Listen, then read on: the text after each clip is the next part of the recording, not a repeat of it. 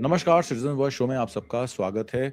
आज हम लोग बात करेंगे ऑयल इकोनॉमी। ऑयल इकोनॉमी को यूएई से कैसे शिफ्ट कराया गया, जो अमेरिकन हेजेमन कंट्रीज़ हैं, जिन्होंने जीसीसी कंट्रीज़ जिन्होंने अमेरिका बेसेस बनाए। बहरीन में अमेरिका का 5th फ्लीट का बेस था, बहरीन का क्या हाल हुआ? यूएई ने अमेरिका का अलाय बना। आपको याद होगा कि डीपी वर्ल्ड जो है, वो अमेरिका के वित्त पोषक ब्लैक रॉक और बहुत सारी बाहर की फंडिंग से चल रही है। आपको पता है यूएई अमेरिका के कितने बिज़नेस इंटरेस्ट में इन्वेस्ट करता है, चाहे वो लॉजिस्टिक्स सेंटर्स हों, चाहे वो डेटा सेंटर्स हों। तो क्या ये मान लेना चाहिए कि जिन जीसीसी कंट्रीज़ का नुकसान हुआ अमेरिका और इज़राइल का साथ देने में, उनके बेसेस को मैनेज करने में, उन कंट्रीज़ को फ़ायदा हो गया जो इससे दूर थे या वो ओपनली काम नहीं कर रहे थे। मैं बात करता हूँ सऊदी अरेबिया की। अगर दुबई का स्टॉक एक्सचेंज बंद हुआ तो $120 बिलियन का फ़ायदा रियाद को सीधे-सीधे हुआ। जब ब्रिटिश एयरवेज़ की दुबई की फ्लाइट्स कैंसल हुई, तो जेद्दा जो था वो सऊदी अरेबिया से फ्लाइट्स उड़ा रहा था। जब दुबई के ऑयल टैंकर्स जो हैं, वो स्ट्रेट ऑफ हॉर्मुज़ से निकलने बंद हो गए, तो सऊदी अरेबिया की ईस्ट वेस्ट पाइपलाइन जो है, वो 7 मिलियन बैरल तेल यनुबा से रेड सी में हूथीज़ की सहमति से रेड सी से यूरोप मेडिटेरेनियन सी में के थ्रू यूरोप में भेज रही थी। इसका मतलब है कि वो तेल तो सुएज़ कनाल से निकल जाएगा, तो एक बैरल तेल भी अगर रियाद रीरूट करता है वाया सुएज़ कनाल से, तो वो दुबई के फुजैरा की आग को कैसे बुझाएगा? सवाल इस पर खड़ा होता है। और गल्फ कंट्रीज़ जो हैं, अब उनकी रणनीति क्या होनी चाहिए? ईरान वॉर में सबसे ज़्यादा नुकसान अगर किसी को हुआ है, तो वो गल्फ कंट्रीज़ को हुआ है। ईरान तो इस लड़ाई की तैयारी में था, पर ईरान ने ये कह दिया कि हमारा दुश्मन एक नहीं है, हमारा दुश्मन वो भी है, जो अमेरिकन बेसेस को वित्त-पोषित करता है, जो उनके लॉजिस्टिक सेंटर्स को चलाता है, जो उनके डेटा सेंटर्स को चलाता है। इसीलिए ईरान ने पहला अटैक अमेरिका की फाइनेंशियल इंफ्रास्ट्रक्चर और डेटा सेंटर्स पर भी किया। हाल ही में आपने देखा कि उन्होंने इनके अमेज़न और दूसरे डेटा सेंटर्स पर भी वार किया और उन्होंने एक सैटेलाइट इमेजेस के थ्रू एक वीडियो जारी किया। उसमें कहा कि हमें आपकी सारी लोकेशंस पता है, हमें उन सारे डेटा सेंटर्स की लोकेशंस पता है जिनको हम बार-बार एक-एक करके उड़ाएँगे। इस पर चर्चा करने के लिए हमारे साथ सिद्धार्थ भाई मौजूद हैं। सिद्धार्थ भाई, बहुत-बहुत स्वागत है आपका। नमस्कार। मैं आपसे समझना चाहता हूँ कि अब गल्फ कंट्रीज़ में जो एमिराटीज़ हैं, वो एक तरीके से एक डिवीज़न हो गया है। एक तरफ ओमान, मस्कट, इजिप्ट, जॉर्डन और सऊदी अरेबिया खड़े हैं और दूसरी तरफ यूएई, बहरीन, कतर।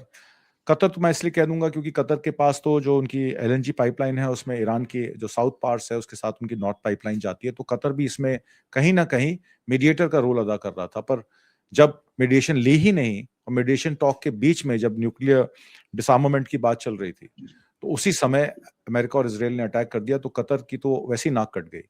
तो इस सारे प्रोसेस में जीसीसी कंट्रीज़ के जो 2 भाग हो गए हैं या 2 डिविजन्स हो गए हैं। एक जो अमेरिका इज़राइल के साथ ओपनली खड़ा है, एक अमेरिका इज़राइल के साथ खड़े होने के उनके बेसिस के बावजूद भी वो अपना काम शांति से कर रहा है, चाहे वो ओमान हो, चाहे वो कतर हो या वो सऊदी अरेबिया हो, जिसको ईरान छेड़ नहीं रहा है। इस सारे वॉरफेयर को आप कैसे इंटरप्रेट करते हैं? जी। मूल रूप से देखिएगा। तुम जीजिए आप। सिटीजन्स वॉइस शो एक ऐसा प्रोग्राम है जिसमें कि जो चीजें हम रोजमर्रा में देखते हैं उसमें आप थोड़ा गहराई में जाना चाहते हैं और उस चीज का निचोड़ निकालना चाहते हैं। तो मोटा मोटी हमको ये एक समझ में आना चाहिए कि आधुनिक मानवता को जीने के लिए ऊर्जा चाहिए। दो तरह की ऊर्जा चाहिए। एक तो खाने के लिए हमको अनाज चाहिए और दूसरा घर के लिए आपको बिजली और गैस चाहिए और अपने कमाने खाने के लिए गाड़ी में पेट्रोल चाहिए। तो ये दो तरह की ऊर्जा की जरूरत पड़ती है। और अभी तक तो पिछले 36 दिन में भारत का हर बच्चा जान गया है कि ये पूरी जो ऊर्जा है उसका जो नल है, वो हॉर्मुज नाम की एक छोटी सी खाड़ी है जिसके ऊपर पिछले 35-36 दिन से ईरान का कब्जा है। उस हॉर्मुज की खाड़ी के अंदर से दुनिया भर का 20% तेल और गैस आता है और 30% यूरिया आता है। यूरिया का मतलब खाद। उसी खाद का वो खाद जब अनाज में डालते हैं तभी हमारा पेट भरता है। तो ये पूरा का पूरा खेल जो है वो हॉर्मुज की खाड़ी के अंदर फंसा हुआ है और हॉर्मुज की खाड़ी पर ईरान का कब्जा है। दूसरी बात हमको ये ध्यान में रखना होता है कि युद्ध जब भी होता है तो युद्ध में हानि भी होती है और लाभ भी होता है। एक तरफ तो बहुत बड़ी मानवीय त्रासदी होती है, जहां पर भी बम गिर रहे होंगे वहां पर लोग मरते हैं, लोग घायल होते हैं। दूसरे तरफ जहां बम नहीं भी गिरता है वहां पर बहुत सारे लोगों को कुछ अलग तरह की आर्थिक संकट वगैरह होते हैं। जैसे भारत में लोगों को गैस संकट हो रहा है। लेकिन साथ में युद्ध होता है तो कुछ लोगों को लाभ भी होता है। जिस तरह से हिंदी में कहावत है गिद्ध भोज, कि अगर जंगल में बहुत सारे जानवर मर जाते हैं तो जो जानवर मरे उनके लिए तो दुख है, लेकिन जो ऊपर गिद्ध मंडरा रहे होते हैं उनके लिए भोज भी हो जाता है। तो इस युद्ध में अगर आप उस एंगल से गिद्ध की दृष्टि से आप देखिए, तो ये बिल्कुल स्पष्ट हो जाता है कि ये हरमुज बंद होके जो भी ये युद्ध हो रहा है, इसके चलते जो खाड़ी के देश हैं उनकी इकोनॉमी या उनकी जीडीपी करीब 10% गिर गई है। इसराइल की जीडीपी करीब 12% गिर गई है। भारत हालांकि ये युद्ध में नहीं है, लेकिन इस युद्ध के चलते जो असर पड़ रहा है, भारत की जीडीपी भी करीब 2% गिर गई है। लेकिन आश्चर्यजनक रूप से इसी युद्ध में जो अमेरिका है उसको करीब करीब पिछले 35 दिनों में 40 लाख करोड़ रुपए का लाभ हो गया है, क्योंकि हॉर्मुज से जो तेल बंद हुआ है तो लोग अमेरिका से तेल ले रहे हैं। भारत ने भी अमेरिका से एलपीजी टैंकर लिया था। दूसरी तरफ रशिया को करीब 20 लाख करोड़ रुपए का लाभ हो गया है। हम 2 महीना पहले रशिया से तेल नहीं लेते थे, अब हम रशिया से भी तेल लेने लगे हैं, मतलब रशिया का तेल बिक रहा है। चाइना को इसमें करीब करीब 10 लाख करोड़ रुपए का लाभ हो गया है, क्योंकि काफी सारा जो डीलिंग अब पैसा का हो रहा है वो अब डॉलर में नहीं हो रहा है, चीन के युआन में हो रहा है। और सबसे आश्चर्यजनक बात यह है कि इस युद्ध में ईरान को मानवीय त्रासदी हो रही है, उस पर बमबारी हो रही है, लेकिन उसने हॉर्मुज पर जो कंट्रोल रख लिया है उसके चलते ईरान को भी करीब 5 लाख करोड़ रुपए का लाभ हो गया है, क्योंकि उसके ऊपर जो बैन था वो बैन हट गया। भारत भी ईरान से तेल लेता है, ऊपर से उसको हॉर्मुज से हर जहाज जो जाता है उसमें चुंगी मिल रही है। तो मोटा मोटी आप देखिए तो इस युद्ध में 3 सभ्यताएं हैं। एक तरफ आप ईरान की सभ्यता, फारस की सभ्यता मान लीजिए, जो अपने एक किला बंद होके इस युद्ध को लड़ रही है, वो अपने पहाड़ के किले के अंदर बंद है और वो किले के अंदर से लड़ रही है। दूसरी तरफ एक अमेरिकी सभ्यता है जिसके पास दुनिया भर की टेक्नोलॉजी है, उसको लगता है कि मैं टेक्नोलॉजी के बल पर दुनिया में कहीं पर भी चला जाऊंगा, दुनिया में क्या मैं चांद पर भी जाके झंडा गाड़ लूंगा। तो तीसरी तरफ जो एक खाना बदोश सभ्यता है, जिसको कि आप खाड़ी की सभ्यता कहते हैं, जो रेगिस्तान की सभ्यता है, जो कि खाना बदोश सभ्यता है, जहां हरियाली रहती है वहां चली जाती है, जहां हरियाली सूख जाती है वहां से उठ जाती है। तो आप ये देखिए कि ये जो जीसीसी के देश जिसे आप कहते हैं, जो खाड़ी के देश हैं, मैं तो उसमें इसराइल को भी खाड़ी का ही देश मानता हूं, क्योंकि भौगोलिक रूप से वो भी, इसराइल भी अरब अरब के अंदर ही आता है। वो तो 1948 में उन्होंने क्या कहते हैं, यहूदियों को यूरोप से लाके बसा दिया था, लेकिन वो जो भूमि है वो तो अरब भूमि है, जिसको अरब कल्चर कहा जाता है। तो सबसे ज्यादा घाटा इसमें अरब कल्चर को हो रहा है, अरब सभ्यता को हो रहा है, क्योंकि अरब सभ्यता को पिछले 70-80 साल में उनके यहाँ तेल तो उनके पास मिल गया, लेकिन उस तेल को मिलने के बाद, तेल का मतलब उसको इंग्लिश में ब्लैक गोल्ड कहा जाता है, मतलब वो काला सोना है। तो वो जो तेल उनके पास मिल गया, लेकिन उनके पास जनसंख्या भी नहीं थी, उनके पास टेक्नोलॉजी भी नहीं थी। तो वो यूरोपीय देश खास करके अमेरिका पर निर्भर हुए, जो कि अमेरिका ने आके सारे खाड़ी के देश में अपना अपना इन्वेस्टमेंट किया, पेट्रोकेमिकल प्लांट वगैरह लगाए, पेट्रोल वगैरह निकाला, उसकी रॉयल्टी उस देश को दे देते थे, लेकिन वहां पर टेक्नोलॉजी सब अमेरिका ने लगाई थी। अब धीरे धीरे हो ये गया कि ये लोग पूरा का पूरा, जितने भी ये अरब सभ्यता के देश हैं, जो वो सारे के सारे अमेरिका के ऊपर निर्भर हो गए हैं, खास करके अपनी आत्मरक्षा के लिए। इसराइल भी अपनी रक्षा के लिए अमेरिका पर निर्भर है, सऊदी अरब भी अपनी रक्षा के लिए अमेरिका पर निर्भर है, यूएई भी अपनी रक्षा के लिए अमेरिका पर निर्भर है। तो कहीं ना कहीं अमेरिका को लगने लगा कि ये खुद अमीर भी हैं, इनके पास तेल का पैसा भी है, लेकिन इनको संभालना, इनकी रक्षा का खर्चा भी मैं ही उठाना है। तो इस तरह की एक स्थिति आ गई थी। तो इसमें ईरान ने इस चीज को समझ लिया, और ईरान ने जो सबसे ज्यादा बमबारी की है वो इसराइल के साथ साथ उसने खाड़ी के देशों के ऊपर बमबारी की। जैसे जैसे खाड़ी के देशों के ऊपर बमबारी करते गए, उनका जो मूल, उनकी जो पूंजी है, जो तेल है, वो जैसे जैसे नष्ट होता चला गया, उनको भी समझ में आने लगा कि अब ये फायदे का सौदा नहीं है। धीरे धीरे कुछ देश ये जो ईरान के कैंप में धीरे धीरे जाने लगे। कतर ने शायद कुछ $6 बिलियन कुछ पैसा, या ईरान का पैसा फंसा हुआ था, वो ईरान को वापस दे दिया। ईरान ने उनके ऊपर बमबारी रोक दी। ओमन ने कह दिया कि मैं इस मामले में, हॉर्मुज में ना, हम और आप मिलकर कुछ बात कर लेंगे। इसके कारण ईरान ने हॉर्मुज के ऊपर, ओमन के ऊपर बमबारी रोक दी। इसी तरह से सऊदी अरब, काफी सारे देश अब धीरे धीरे समझ रहे हैं कि ये जो अभी तक जो वर्तमान व्यवस्था में वो जी रहे थे, जिसे कि इंग्लिश में पैरासाइट बोला जाता है, आप परजीवी होते हैं, आप दूसरों के ऊपर निर्भर होकर जीते हैं, वो बहुत घाटा हो रहा है। ईरान उनको बहुत क्या कहते हैं, उनको नष्ट कर रहा है, उनकी संपत्ति को नष्ट कर रहा है। इसीलिए धीरे धीरे आप देख रहे हैं कि एक एक देश अब ईरान की तरफ शिफ्ट होते जा रहे हैं। कतर भी धीरे धीरे शिफ्ट हो रहा है। जो देश शिफ्ट नहीं हो पा रहे हैं किसी कारण से, यूएई जैसे देश, उनके ऊपर बमबारी भी बढ़ रही है। और उसके चलते दुबई, जैसे दुबई के बारे में हम तो सुनते हैं कि यहाँ से भारत से दुबई की फ्लाइटें जो जाती है वो खाली जाती हैं, और दुबई से जो फ्लाइटें आती हैं वो भर के आती हैं, क्योंकि लोग दुबई छोड़ छोड़ के आ रहे हैं, क्योंकि दुबई में अब रहना मुश्किल हो गया, क्योंकि दुबई जो है वो हॉर्मुज खाड़ी के सामने है, और उससे 20 किलोमीटर उधर ईरान है। ईरान का सबसे छोटा मिसाइल भी ईरान चलाता है, तो सबसे पहले आके वो दुबई पर ही गिरता है। तो इसके कारण से दुबई को काफी लॉस हुआ है। सऊदी अरब को, जैसे आपने कहा, उसको भी लॉस हुआ है, लेकिन उसको थोड़ा कम हुआ है, क्योंकि उसका एक पाइपलाइन जो है वो खाड़ी में हॉर्मुज की तरफ आने के बदले उसका एक दूसरा लाल सागर की तरफ है, दक्षिण दक्षिण पश्चिम की तरफ। वहां पर उनका एक पेट्रोकेमिकल प्लांट है जहां पर कि कुछ वो तेल निकालते हैं, लेकिन वो उनको पूरा का पूरा, सऊदी अरब के पास जितना तेल है वो पूरा का पूरा तेल वो बाहर नहीं निकाल पा रहे हैं लाल सागर से। वो पाइपलाइन भी भर गई है, उनको जितना, मतलब ये आप ये कह सकते हैं कि ऊंट के मुंह में जीरा जैसा है।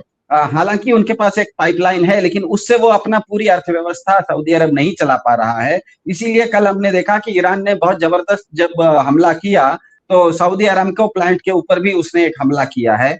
ईरान ये पूरा का पूरा जो अरब सभ्यता है उसको सिखा रहा है कि आप अगर अपने तेल के ऊपर आप निर्भर हैं, आपको अगर आपका तेल चाहिए, तो 7 समुंदर पार अमेरिका के साथ या इजराइल जैसे देश के साथ आप दोस्ती करके, मेरे जैसे पड़ोसी के साथ आप अगर दुश्मनी करोगे, तो वो आपको कितना बचाएगा ये तो पता नहीं। मैं आपको घाटा जरूर, वो आपको लाभ कितना देगा ये तो पता नहीं, लेकिन मैं आपको घाटा बहुत ज्यादा दे सकता हूँ।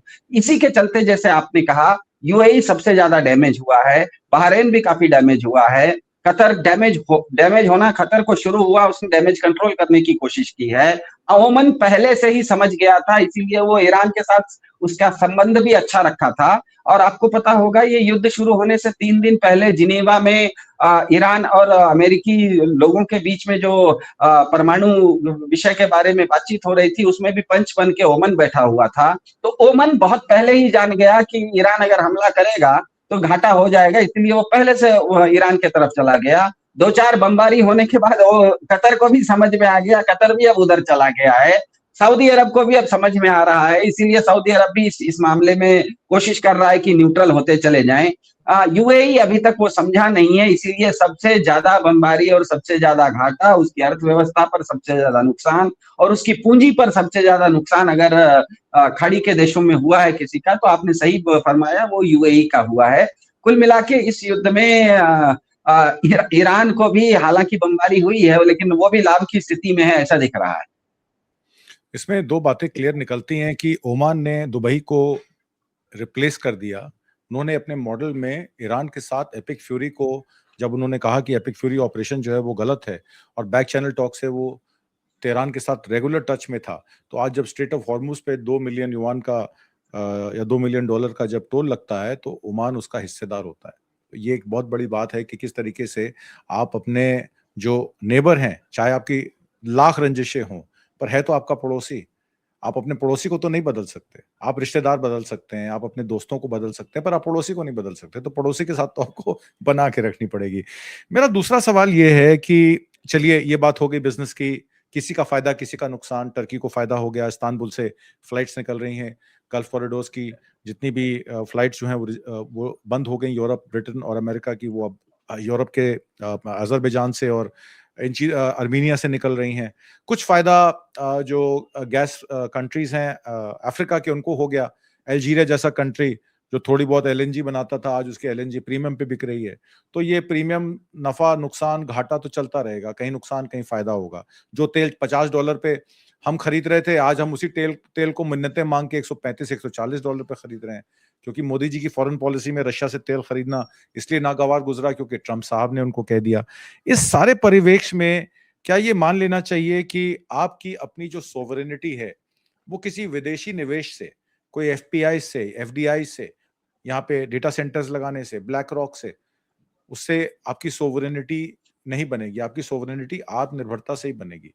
क्या मोदी साहब को इसका लेसन सीख लेना चाहिए?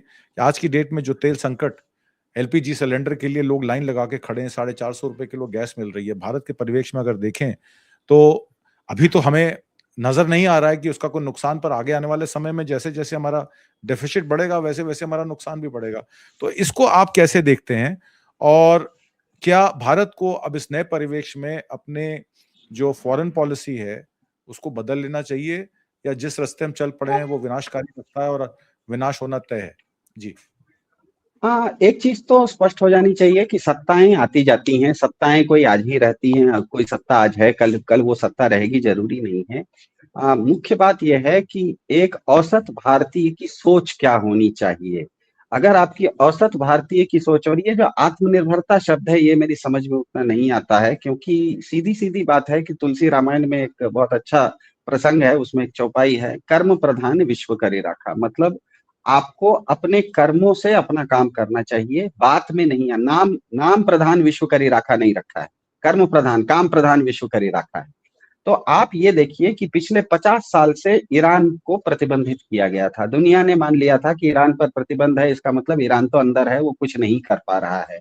लेकिन अचानक पिछले 30 दिन में मालूम पड़ा कि ईरान के पास इतने मिसाइल हैं, इतने उसके पास हवाई जहाज हैं, इतने उसके ड्रोन्स हैं कि एक साथ 15-15 देशों पर वो हमला कर पा रहा है। दूसरा एक देश बताते हैं जिसके ऊपर दुनिया ने प्रतिबंध लगा के रखा है, नॉर्थ कोरिया। हमको लगता है नॉर्थ कोरिया का तो कुछ है ही नहीं, लेकिन नॉर्थ कोरिया के पास आज परमाणु बम भी है, नॉर्थ कोरिया के पास मिसाइल भी है।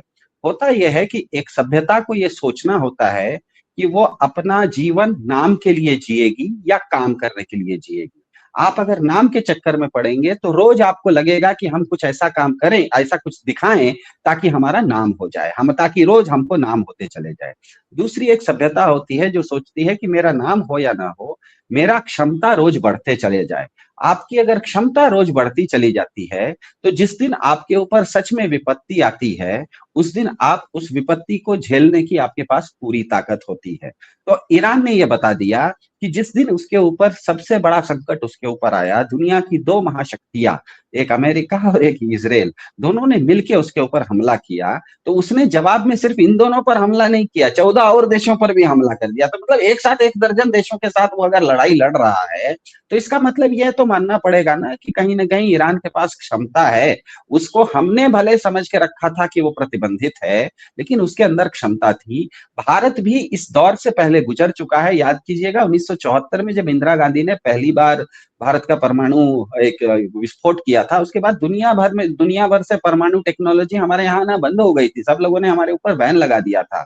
फिर भी उस समय हमारे परमाणु के सरकारों ने भी उस तरह से काम किया, हमारे वैज्ञानिकों ने भी इस तरह से काम किया कि 1998 आते आते केवल और केवल 25 साल में एक दूसरी सरकार आई। भले सरकार दूसरी थी, लेकिन तब तक काम इतना हो चुका था कि हम दूसरी बार भी परमाणु विस्फोट कर सके, और इस बार हमने कहा कि हम परमाणु बम का विस्फोट कर रहे हैं।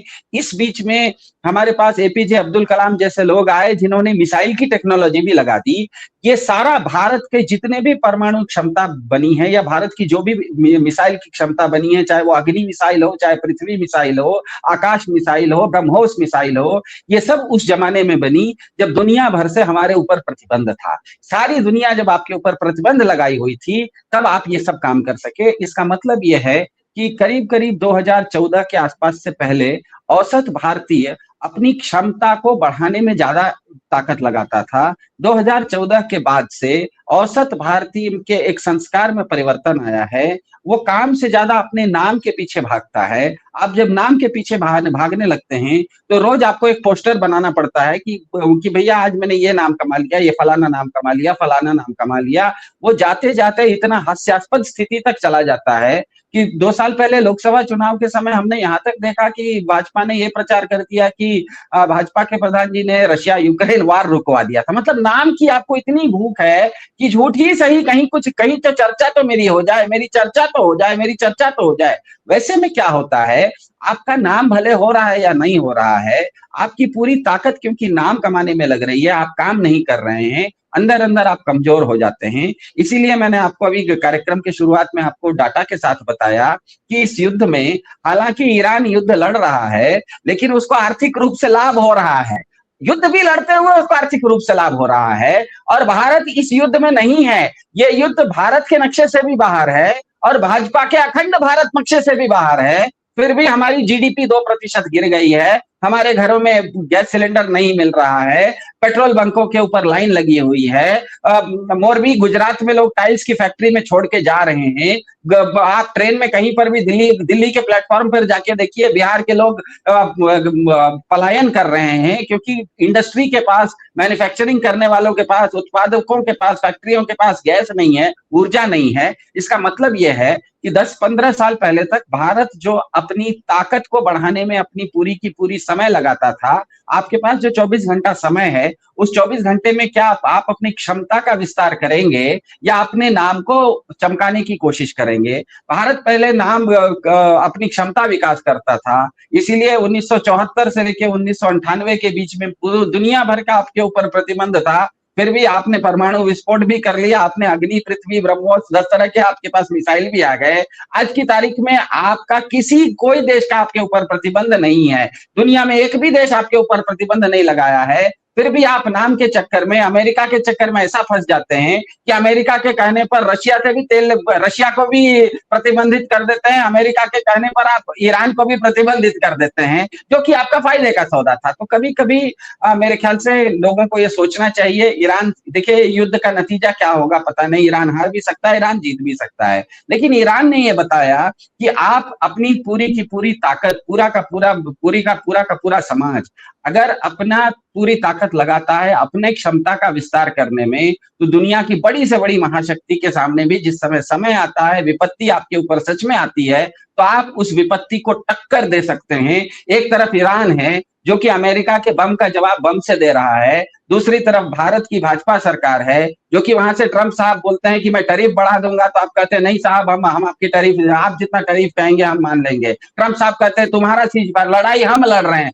सीज फायर करवा देता है साथ समुद्र पार से ट्रंप। वहां पर आज ट्रंप रोज कह रहा है ईरान को कि सीज फायर करो, ईरान कह रहा है हमको करना ही नहीं है। दोनों में अंतर देखिए ना, एक युद्ध हम भी लड़ रहे थे 8 महीना पहले, युद्ध हम लड़ रहे थे पाकिस्तान के खिलाफ, तो सीज फायर करवा दिया ट्रंप आके। इधर पिछले 30 दिन में ट्रंप खुद युद्ध लड़ रहा है, वो लोगों से खोज रहा है कि आओ भैया कोई मुझे सीज फायर करवा दो, ईरान कह रहा है हम करेंगे ही नहीं।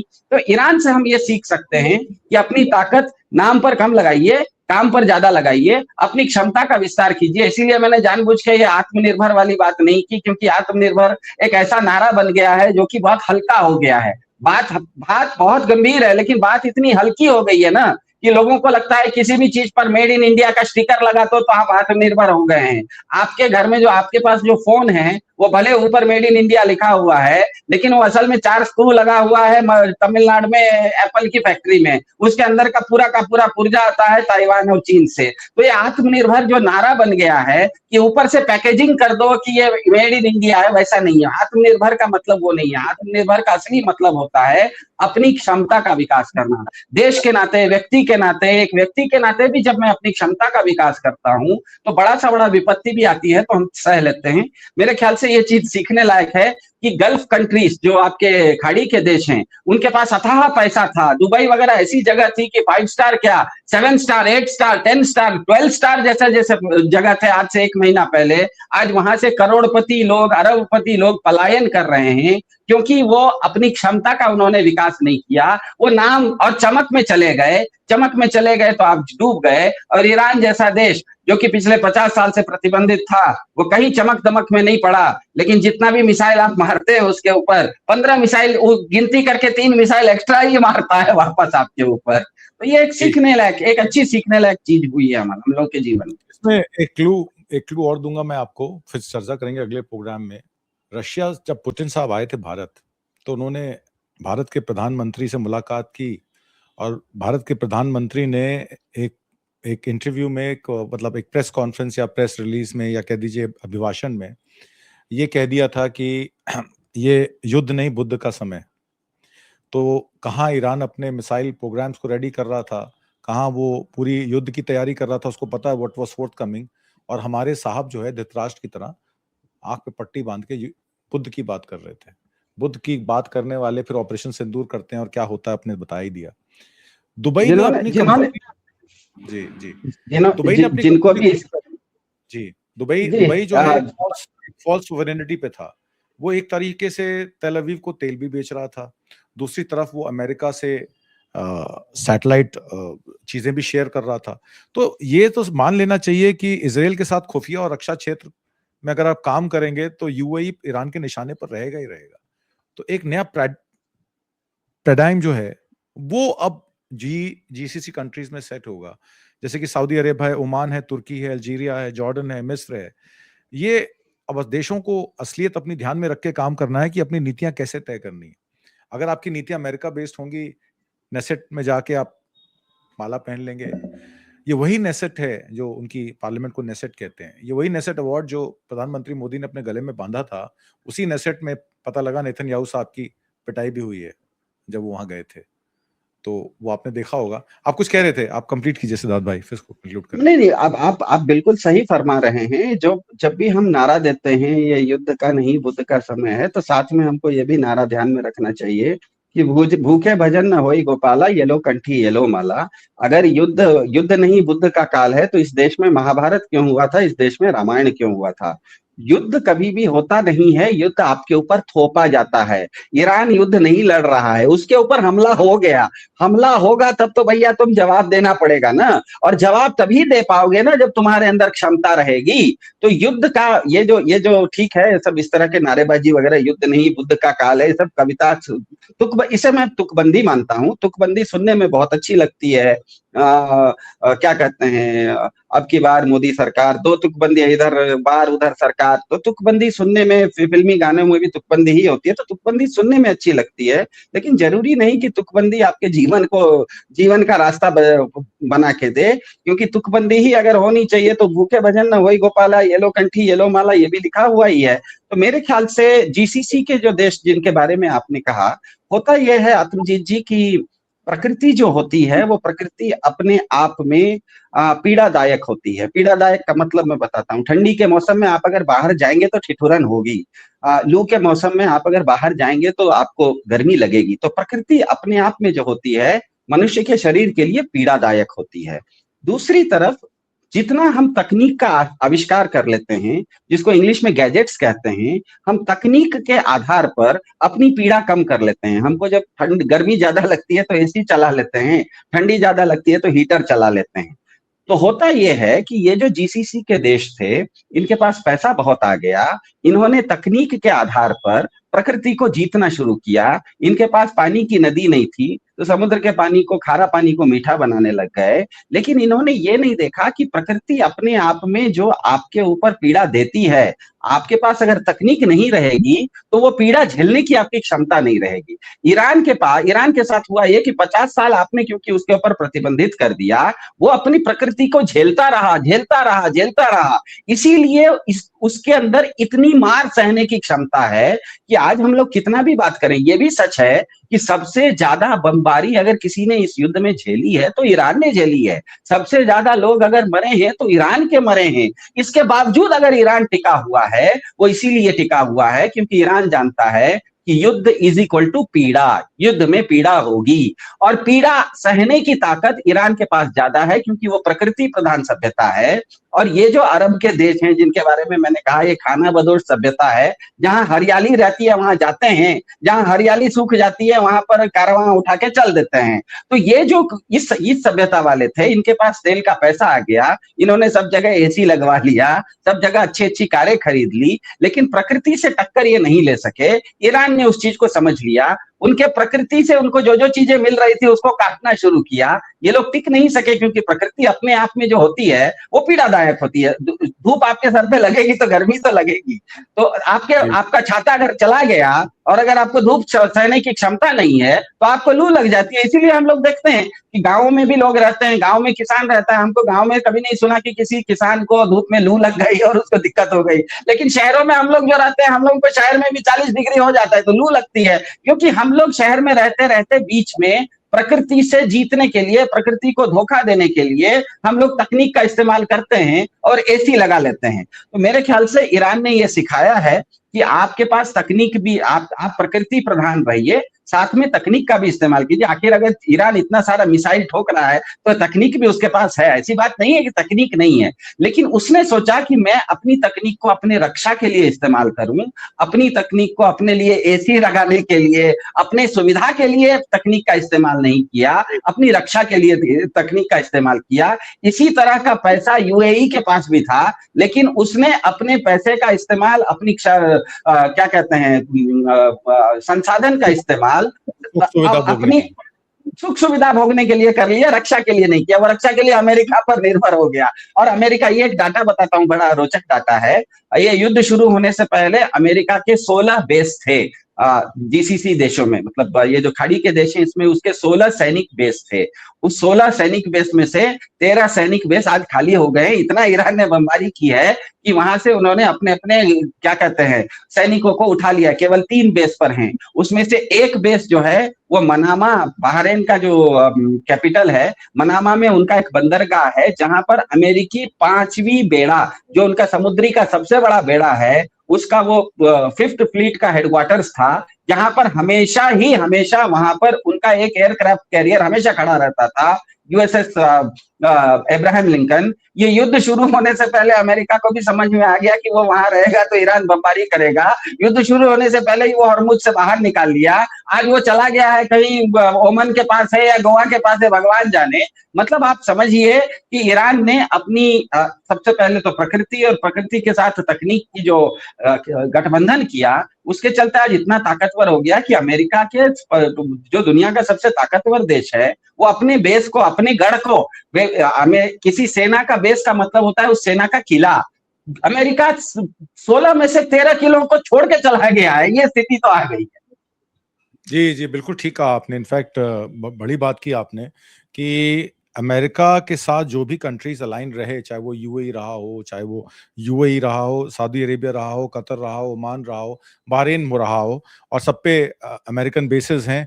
कौन से वो कंट्रीज हैं जिन्होंने पहले ही भांप लिया कि अब अमेरिका हेजेमनी खत्म हो रही है, यहाँ से इनको बाहर करने की जरूरत है। उन्होंने पहले ही कॉल ले ली और अमेरिका की कोई सहायता नहीं की युद्ध को ज्वाइन करने के लिए भी। नाटो कंट्रीज भी अगर आप देख लें, फ्रांस देख लें, जर्मनी देख लें, पोलैंड देख लें, सबने मना कर दिया, भाई आपके हमारे बेसिस आपके हवाई जहाज़ों को रिफ्यूल करने के लिए या मेंटेनेंस के लिए नहीं है। दूसरी तरफ हमारे साहब जो हैं, वो तो पूरा कॉन्ट्रैक्ट करके बैठे हैं कि आइए आपके जहाज़ भी रिपेयर यहाँ हो जाएँगे, आप अपने आपको हैंगर्स भी दे दिए जाएँगे। तो एक तरीके से 140-45 करोड़ लोगों की जनता के मुस्तकबिल को, फ्यूचर को आपने गिरवी रखकर सिर्फ़ अपनी दोस्ती निभाई या शायद आपने उसमें मुनाफ़ा भी कमाया। क्या खोया, क्या पाया सिद्धार्थ जी? आखिरी टिप्पणी आपसे। आपने जो कहा कि नेटो के बहुत सारे देशों ने अमेरिका का साथ नहीं दिया, चाहे स्पेन ने नहीं दिया हो, जर्मनी ने नहीं दिया हो, इटली ने नहीं दिया हो, या आपने ओमान का नाम लिया कि ओमान इसमें साथ नहीं दे रहा है। तो इनमें से किसी, ये जितने देश का आपने नाम लिया कि ये युद्ध शुरू होने से पहले या युद्ध शुरू होने के बाद इन्होंने अमेरिका का साथ छोड़ दिया, इसमें एक बहुत सामान्य सी बात है। इसमें इस देश का किसी एक आदमी का भी नाम एप्स्टीन फाइल में नहीं था, लेकिन भारत के एक मंत्री का नाम एप्स्टीन फाइल में था नहीं। मंत्री खुद आके बोल दिया कि हाँ, मैं एप्स्टीन को जानता भी हूँ, मैं उस एप्स्टीन की हवेली पर भी गया हूँ। वो हवेली जहां पर कि 9 साल की बच्चियों के साथ दुष्कर्म भी हुए हैं। यहाँ तक की सूचना है कि उस जगह पर एप्स्टीन की हवेली में शायद नरबली और नरमांस भक्षण भी होता था। तो एप्स्टीन फाइल में अगर आपका नाम आ जाता है तो आप, अब उस ब्लैकमेल होना स्वाभाविक है। तो आप जिस देश का नाम ले रहे हैं, चाहे वो रशिया हो चाहे चाइना हो, जो इस युद्ध में पूरी तरह से बाहर है, यहाँ तक कि कई जगहों पर तो वो अमेरिका के खिलाफ भी जाता है। परसों ही यूनाइटेड नेशन में फ्रांस और ये माफ कीजिएगा, फ्रांस, रशिया और चाइना ने, बाकी सब देशों ने, ये जो खाड़ी के देश हैं, इन्होंने एक यूनाइटेड नेशन में प्रस्ताव लाया था कि हम हॉर्मुज की खाड़ी इसमें बल प्रयोग करेंगे करके। उस पर जो 5 देश हैं सिक्योरिटी काउंसिल में वीटो वाले, अमेरिका, इंग्लैंड, फ्रांस, रशिया और चाइना, इसमें से 3 लोगों ने उसके खिलाफ चले गए। वो लोग पहले से मत। अब ये देखिए, एप्स्टीन फाइल में आज तक एक भी चीनी का नाम नहीं आया है। एप्स्टीन फाइल में कहीं पर भी किसी रूसी का नाम नहीं आया है। एप्स्टीन फाइल में आज तक मैंने किसी ओमान के आदमी का नाम नहीं देखा है। एप्स्टीन फाइल में मैंने किसी इटली वाले का नाम नहीं देखा है। एप्स्टीन फाइल में मैंने किसी स्पेनिश आदमी का नाम नहीं देखा। ये सब वही देश हैं जिन्होंने अमेरिका को कहा है कि तुम हमारे बेस नहीं इस्तेमाल कर सकते हो, या मेरा इस युद्ध से लेना देना नहीं है, या ये युद्ध बंद करो, इस तरह की बात कर रहे हैं, या अमेरिका के खिलाफ जा रहे हैं। अमेरिका के साथ वही सब देश हैं। वो इजराइल है क्योंकि नेतन्याहू है, पहले से नेतन्याहू का नाम एप्स्टीन फाइल में है। हमारे वाले के मंत्री का ही नाम एप्स्टीन फाइल में है। तो एप्स्टीन फाइल में जिसका नाम है, उसको बेचारे के साथ ब्लैकमेल हो रहा होगा, शायद उसको अमेरिका के साथ बैठना उसकी मजबूरी हो रही होगी। यूएई के अमीर अल नयान का नाम भी है, वो बड़े अच्छे दोस्त थे। एप्स्टीन के साथ सुबह उठ के नाश्ता बनाते थे, उनके बंगले में रहते थे, उनके फ्लैट में रहते थे, उनके आइलैंड में रहते थे, उनके बहुत सारे वीडियोस हैं। तो यूएई की जो मजबूरी जो है बेचारा कर जो एप्स्टीन फाइल में है वो अमेरिकी खेमे में है, और उसके ऊपर ईरान खूब बमबारी भी कर रहा है, दोनों सही है। और एक आयरनी ऑफ द सिचुएशन ये है कि जो हरदीप पुरी पेट्रोलियम मिनिस्टर हैं, असली गाज तो उन्हीं पे गिरी है, पेट्रोल, डीजल, एलपीजी, एलएनजी। तो भारी भारी जो है हर्जाना जो है 145 करोड़ लोगों को, कुछ लोगों की अय्याशी पर चुकाना पड़ रहा है। ये देश की दुविधा है और इसी को देश जी। को समझना पड़ेगा। आज की परिचर्चा में भाग लेने के लिए और बहुत सारी महत्वपूर्ण जानकारियां देने के लिए सिद्धार्थ भाई बहुत बहुत धन्यवाद। नमस्कार। Thank you.